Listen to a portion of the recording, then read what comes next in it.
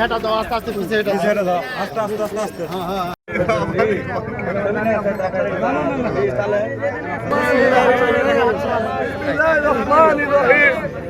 দোয়া দোয়া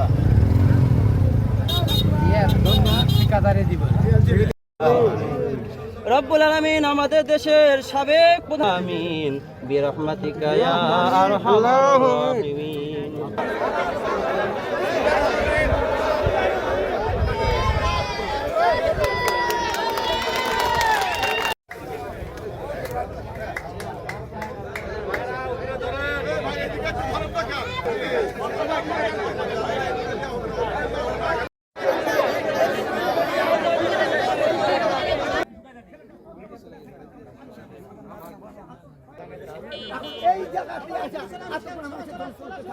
খাল খনন আমাদের শহীদ রাষ্ট্রপতি জিয়া রহমান এই খাল খনন কর্মসূচি প্রণয়ন করেছিল আজ থেকে 55 বছর আগে। কারণ তখনকার প্রেক্ষাপট বাংলাদেশের মানুষের যে অবস্থা, সেই অবস্থা পরিবর্তনের জন্য কিন্তু এই খাল খনন কর্মসূচিটা নিয়েছিল।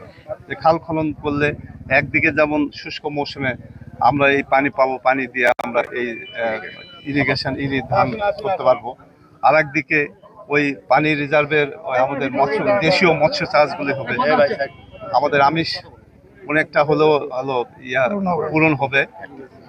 আর এরপরে সেটা তার খালের পাড় দিয়ে যে কলার গাছ সহ বিভিন্ন শাকসবজি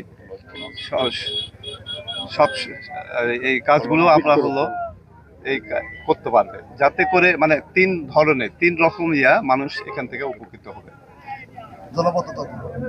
আর এর সাথে সাথে আমাদের জীবনযাত্রার যে মান, বিশেষ করে আমরা ওই সময় দেখেছি যে বাংলাদেশে এই খাল খনন করার পর বাংলাদেশে কিন্তু একটা বিপ্লব হয়েছিল, সবুজ বিপ্লব। সেটি হলো ধানে আমরা চালে বাংলাদেশ স্বয়ংসম্পন্ন ছিল, এবং শুধু তাই না, আমরা আমাদের উদ্বৃত্ত যে চাল ধান আমরা বিদেশে রপ্তানি করেছি, বিদেশে রপ্তানি করে আমরা বৈদেশিক মুদ্রা অর্জন করেছি।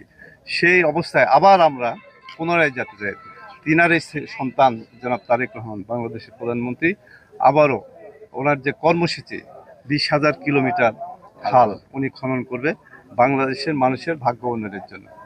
ইনশাল্লাহ আমরা মনে করি এর সুফল হয়তো আমরা 2-3 বছরের পরই দেখতে পাবো, বাংলাদেশের মানুষ দেখতে পাবে ইনশাল্লাহ। ধন্যবাদ।